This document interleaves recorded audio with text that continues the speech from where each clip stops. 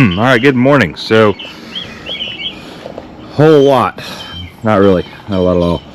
This truck needs one injector. Allegedly, because he went and bought one, he didn't want to do it, and then claims number 7's missing, intermitting. It'll act fine here and there, but then it doesn't. So we're gonna take a look at that, see what's going on. That guy's running.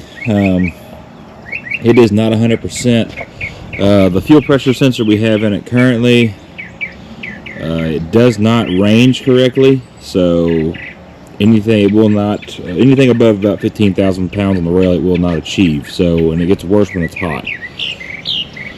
So it does run and drive. You just don't really have a whole lot of power because it can't push the fuel it needs. So I have gotten a hold of 2 suppliers.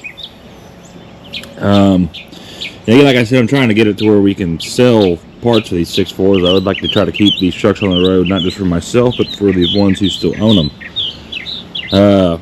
So I got 2 suppliers. I got one that's ordering 100 of them. So that'll be about a month out from today before they will have them, which will make it about 2 weeks after that before I can even get one here. So that's a big time delay. Kind of sucks, right? But I have another vendor sending me a sample of one that we're going to try, and hopefully it works. Maybe it will, maybe it won't. I do know when you try to range this sensor past 50%, it fails, which is part of the reason why it will not achieve the correct demanded fuel pressure that the truck wants. So we're going to play with that, hopefully more today. But we're got a few things to do, and it involves these 3 trucks. So this one, mine, has been sitting for, well, a week or so, week and a half. And you see a little puddle under there. Transmission pan has decided to start leaking. We have serviced the transmission just under 20,000 miles ago. But the gasket that comes with a lot of these kits, man, they're not worth a damn. And I think that's what got us here. So I bought a set molded gasket for it. I did find finally Mopar has released a reusable gasket for these trucks, because from the factory I use RTV. I do have an aftermarket pan on this. So I'm going to use the fit gasket now, and then I'll get the molded gasket order for it. That way next service we can put the reusable gasket on it, which is what, the Fords are pretty good about coming with, thankfully. Not on the new ones, but like these. So we're going to do that, because I need to take this truck tomorrow. We'll be at the Houston Rodeo, and this is the truck that I will drive up there. Since that one's not running 100%, I would feel much better driving this one. Just because it's just pretty much my designated travel truck, because it is newer. So we're going to get the injector replaced on this one. That shouldn't take no time at all. And then this guy, we got the new ECM in it. It runs. I got full voltage to the computer now. I got no more communication codes. So everything is like it's supposed to be. The problem now is that it's actually the new reman pump on there is, well, not good. So I got another pump that came in last night. So I'm gonna move this truck probably over there. I'm going to pull this truck right here, and I'm going to put this Ford right here, and we're going to pull the pump out of this one, swap that pump out, put the new one in it, and we're going to put the injector in this truck, and we'll be pulling the transmission pan down on this one. So a lot of shit. I got a lot of stuff I got to test. Again, I got other sensors I want to test for this truck, just to see, make sure what I'm seeing is what I'm seeing, right? What else? Is that it? I think that's it for now. So I don't have time to put the other sensor back in that truck, otherwise I would, just to see. So it's kind of what we're stuck with at the moment, which is fine. It is what it is. But again, I am working on the path to trying to be able to again keep the 6.4s on the road. So if we can, and that's really the biggest plague that we have with these trucks currently. It's not injectors. You get injectors all day. It's the freaking 2 sensors, the 2 valves. You got a volume valve and a pressure valve on those K16 pumps. And since Simmons VDO is really no longer a thing, and again, they only made the K16 pump was only built for the 6.4, and it was only, well, technically it was 5 years of production of the engine, but it's a 3-year truck, so that's a freaking issue. But we're gonna work through it. I will find a solution. I'm head stuck on it, so we're gonna figure something out on it. But I think one of the suppliers can damn near get, they have the original designs, original blueprint of the pressure control valve. So the volume valve I'm still working on how to get. I think I have one that I know we can use, but I cannot verify that until I get it. So the pressure valve right now is what I'm trying to figure out. Once we get that, then we'll work on to the volume valve. All right, let's do a little truck shuffle, shall we? Oh yeah, I say do the truck shuffle, but we should probably fire this thing up. See, we gotta move it anyway. So let's see how it sounds. Should be unlocked. There's the keys. There's the new injector in the box. 218 on the clock. I can't have that seat all the way forward either. I can't fit in that thing. So we'll turn the AC off. Put the window down. All right. Good morning. Oh yeah. You can hear it's kind of fluttering. That is not a smooth idle. Yep. Definitely got a little bit of a miss. Well then. Ugh.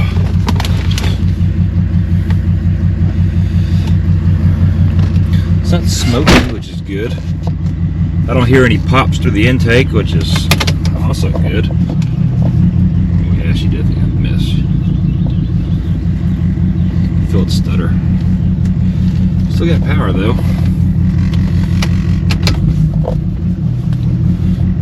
Alright. It's not, I won't say it's uncommon to have an injector issue with these trucks. It's not very common though, I'll put it like that. So I've had this happen in the past. You just get, I mean, you get every once in a while you have a truck that'll throw, it gets kind of random with injectors. It'll act stupid. Which seems to be the case with this one.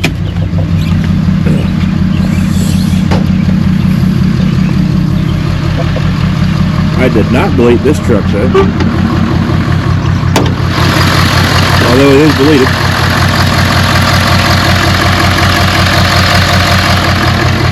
So we're just going to check, do a little visual check here real quick.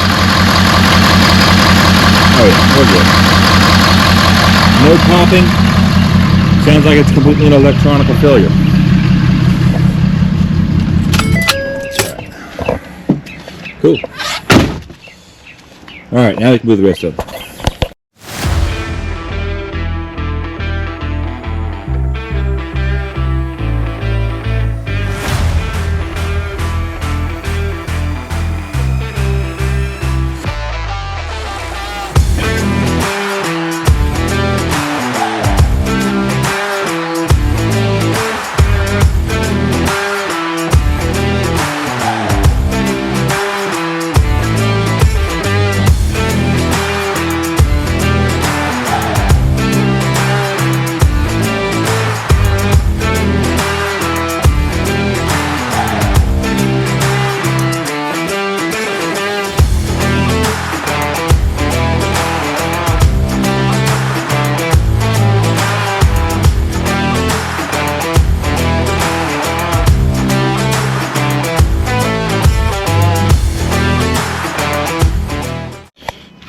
Alright, so we pulled the codes off of it just so y'all can see.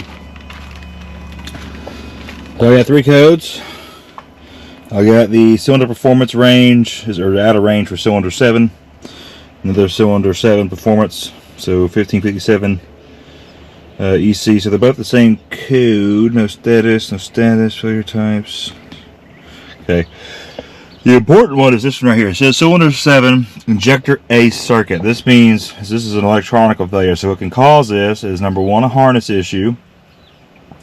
Number 2, the actual solenoid controller on the injector itself, which is a high possibility. We'll leave the MVI still plugged in. The shitty thing is that number 7 happens to be right there. I was hoping it'd be on the other side, but you know, that's really not how my luck ever works out. So we got the new Motorcraft injector here, the new line. You're supposed to change the line every time once the line's been tightened, you're not supposed to ever reuse it again. Can you? Yes, absolutely you can. What I don't recommend is if you have like a truck like this, it's got 200,000 miles on it, you pull these lines off for whatever reason, changing an injector, head stud, whatever you're doing to it. If it's got this many miles, you pull the line off, excuse me, change the injector line, because at that point they're very prone to crack. Other than that though, I mean, if you have lines that have been installed that are 50,000 miles old, sure, reuse them. Again, Ford says not to. There's really not a problem as long as you're not like tightening the living shit out of them. There is a torque spec on them. Does anybody follow that? Absolutely not. But just make sure you don't over tighten them. There is a difference. You put retard strength on them and you're probably going to strip them out anyway, or tear the injector up or tear the line up itself. So the line, you can buy lines for 30 bucks. Oh, I'm yawning. The lines are pretty cheap themselves, but if you do tear the threads up on the injector, well, you just cost yourself an injector. So these are Penzo style injectors. The easiest way to tell, of course, is the size of the injector. And it has a long, narrow body. Like this is typically a Penzo frame injector. A solenoid has a fatter head because it uses a magnet to fire off. Or these are just electronically driven, which just open a valve out. So these are more efficient injectors. They can fire more, they can fire faster than a solenoid injector.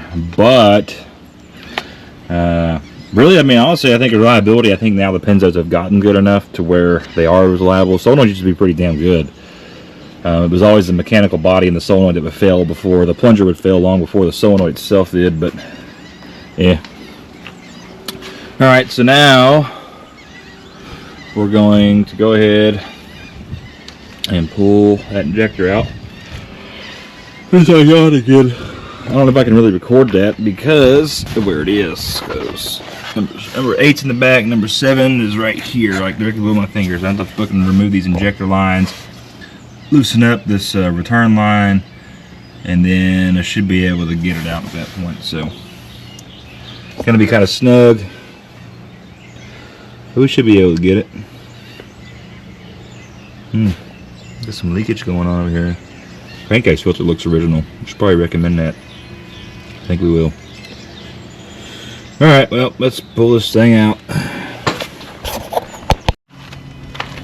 Alright, so we got the injector changed.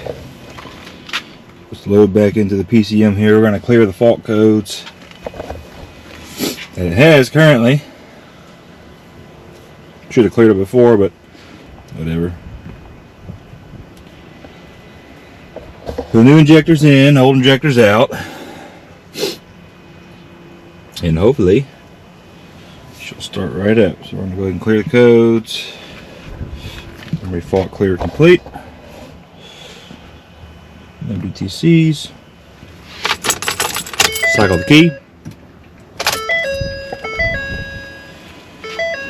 I did unhook a few of the fuel lines, so I'll let it prime back up. So I still got no DTCs, which is good. That means at least it's communicating. So we'll see if she starts. Now granted, it may not start right off the bat because we did open that injector line. It's got to refill. So let's see. Hey, looky there. It's running on 8 cylinders. No DTCs. Oh man. Looky there. It sounds good.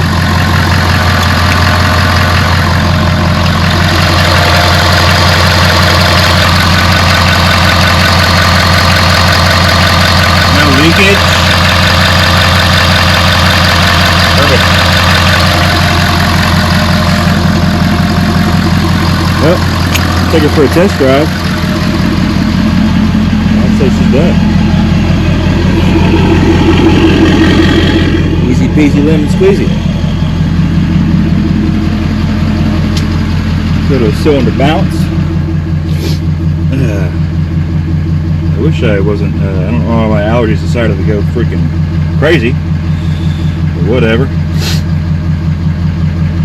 It's always something, never fails, it's always going to be something.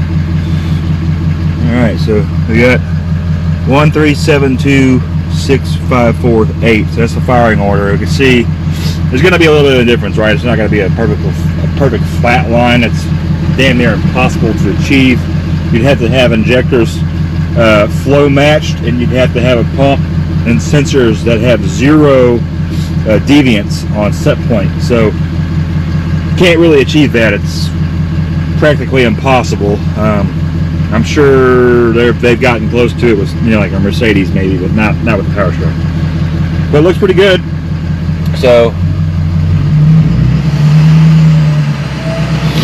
the RPMs go up.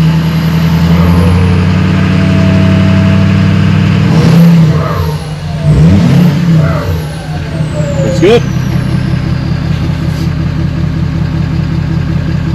Well, guess we can go ahead and call this old girl fixed. After the test drive, of course, but looks good. Sounds good. It's amazing how better they sound when they're on 8 cylinders instead of 7. But see, we already got the VP off of this truck. We already got the new VP here for it, so we're gonna slap this old boy in here. Hopefully this one works. QC approved. Well, let's get her done. Alright, so we're going to put the new pump in this truck with the mounting plate on. We got my keyway tagged. This stuff decides to run away. So we're going to get that on there. So what I'll do is I'll get the pump mounted up first. And then we're going to go ahead and pull the valve cover off. We're going to he's got a new gasket sitting right there on the dash actually. He brought it to us. So we're going to go ahead and change that for him. Well, it is leaking. He was thinking of a rear main seal, and then I was like, well, you know, that valve cover gasket sure is pretty raunchy, so probably change that first before I say we pull the transmission off the back of this old rig. But that's what we're looking at, though. So we're going to put the pump in, and we'll change that valve cover gasket, and then we'll finish putting the rest of it together and try to fire it up, and hopefully it runs like it's supposed to. One can hope. Got the keyway mark sitting right there. I'll have to clean that out. That way we don't have to worry about gear, which we don't have to worry about gear slippage anyway, just because since this is a keyed gear, it's not really a thing. Like the 12 valves, you gotta clean it. I mean, they're all tapered, but you gotta clean them real good, otherwise you get slippage. And the 12 valve slip timing. But these are keyed, so you don't really have that problem. See, nice ECM in there. We pinned everything. We made sure that wires, everything from the box to that to the ignition is good. So did that yesterday. I didn't record it, but I didn't because I forgot the GoPro. Did that yesterday, so we're good. So today I'm gonna go ahead and well, you know, make sure it's all good. So hopefully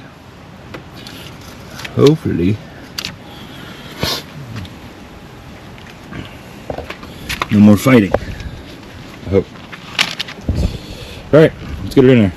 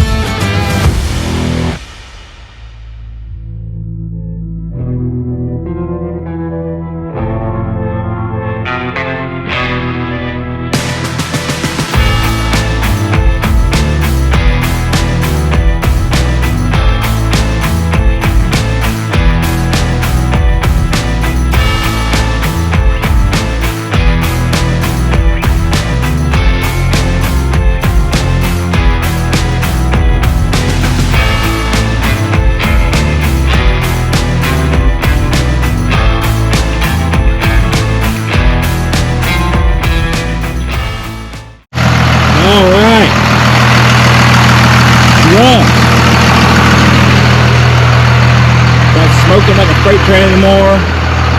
He definitely got some blow by though. RPM gauge is working right now, which is alright, I guess. We had no codes, no max scan here, a little Chinese piece of shit, but it does work. No pending codes either.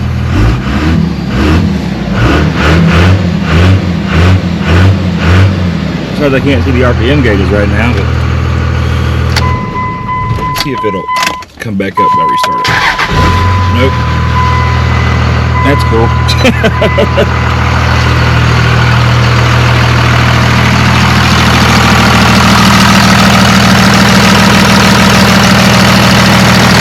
He definitely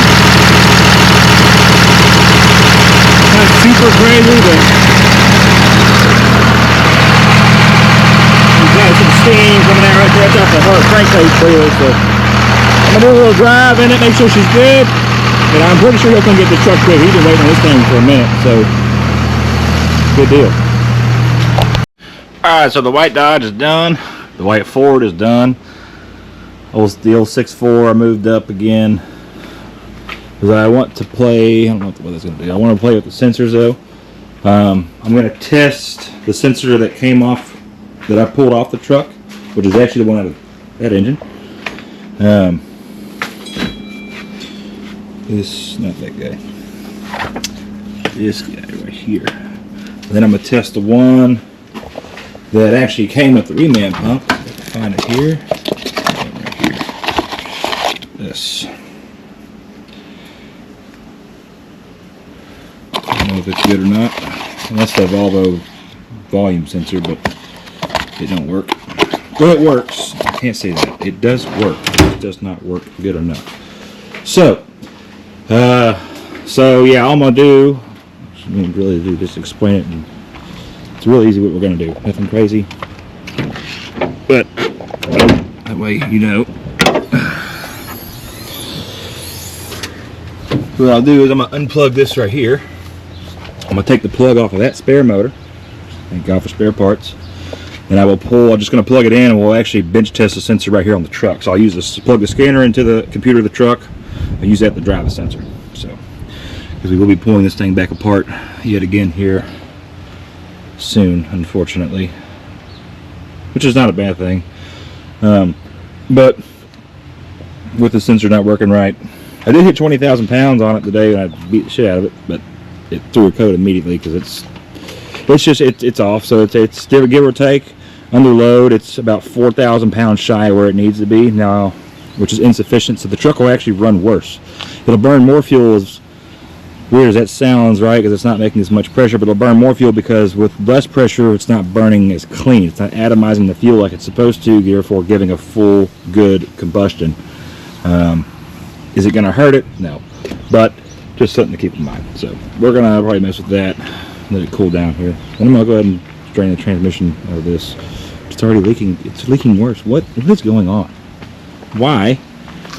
This thing here is like it's like a child, even though it's just a piece of iron, right? But it's like a child to me, because this thing, I don't know what it is with this truck.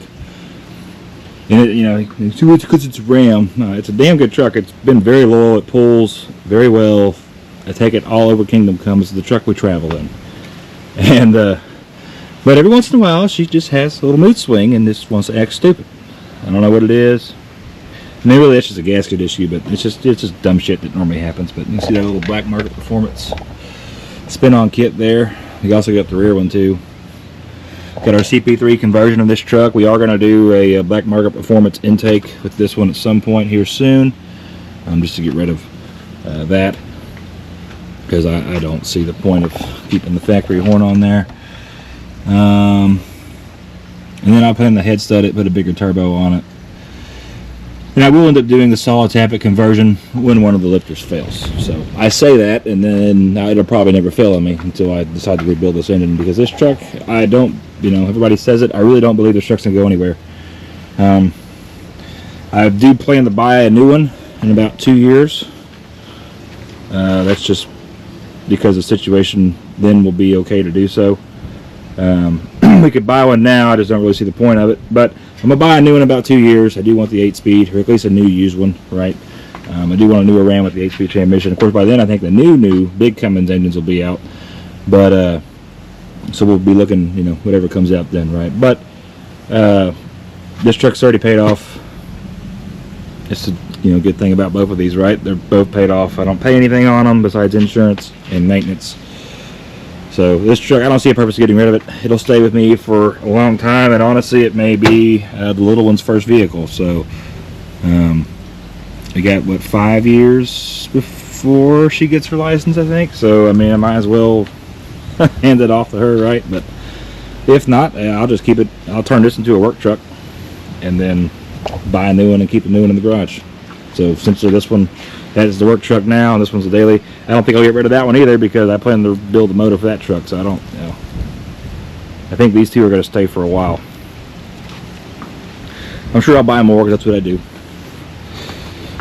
But these two, I think, I really fell in love with that truck. I really like it. The red and black is super good. I mean, it's got the few little rust spots on the body. I've already got included. They will be getting fixed this year, more than likely, probably towards the end of summer. We're going to take care of that. And then I got, like I said, the lift, the wheels. I got the wheels, got to buy tires, got to rebuild the front end. Once we get this injection pump issue figured out, it'll be real good. So I don't see a purpose in getting rid of it. I just don't. I like it too much. And plus, who's going to pay, say 13 grand for a 260,000 mile 6.4? So I don't think it'll get the money out of it. maybe to the right buyer. I got a higher chance of getting 10 grand out of a 260,000 mile F350 6.0 than I do a 6.4, just because the 6.0s have been more accepted with more people now, because the 6.4s are still, they're still the most hated diesel out there that you can buy. But yeah, so that's where we're at. There's a little bit of rambling there, but yeah, we'll go ahead and drain the transmission fluid out of this again, and then I will drop the pan on it, reseal it, put new filters in it. Might as well. We're just to do full service with, what, 10 or 20,000 miles. One might do every 40. Haven't pulled a lot here in the past 6 months, just because, I mean, the weather's been crappy and the ground's been wet, and you can't work the dirt when it's wet. So just the way it is. So the truck hasn't had to pull any equipment. It hasn't seen the gooseneck in a while. I haven't bought any other trucks, so it has not seen the gooseneck in a while. But yeah, I'm trying to think of what else. We got to do a serpentine belt at some point. We're over 100K, so we got a serpentine belt for it, and tensioner and idler. I gotta look at the crankcase. I think the crankcase filter's still pretty good. Yeah, I really think there's a whole lot more else to do. So I plan to put a turbo on it, a little bit bigger, just a little bit bigger, head stud it, put a transmission in it, and then it's really all I plan to do with this truck. It as it sits, it does everything I want it to do, and then some. I will not lift it. I will not put aftermarket wheels on it. I won't say that. I maybe put wheels on it later, but it does. This truck was purchased to do exactly what it does: to be reliable, to drive, to travel, and to pull. That was it, and it does it very well. So you go and lift them, then you change articulate. Now I'm gonna lift that truck, because that truck, I don't think I'll ever even put a gooseneck in it. It may just, if anything, it'll pull a low boy, and that's really it. So it's more of a toy. Like I said, it's a work truck. It's a toy. Is it excessive for a work truck? Yeah, a Honda would probably be a better fit, because it gets better fuel mileage, and the maintenance is cheaper than maintaining a diesel, let alone a 6.4 power stroke. But whatever. That's up for debate, I guess. I'm about to kill that little stingy thing. All right, let's put the transmission fluid before the rain comes. It gets too windy. Maybe we'll be done with it. I need to play around a little bit. All right, so now we got the. Bring it over here. I sure did. Okay, cool. Thoughts together here. So I'm going to go to actuation test. Keys on. We're going to test the sensors in the truck currently. So we're going to go to fuel pressure control valve. All right, now it's 0, of course. I'm going to bring it out. I'm going to see where it fails.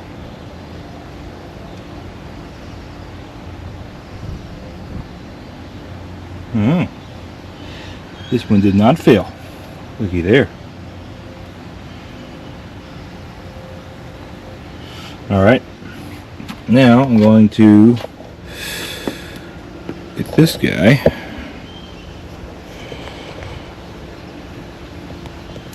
and test this one real quick, so stand by. Alright, so harness is plugged into this one. Back to actuation test. Pressure control valve.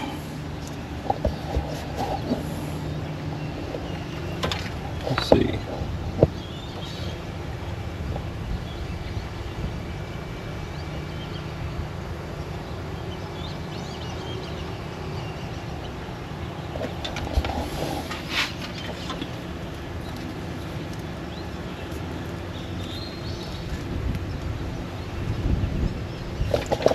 See if I can see inside this thing.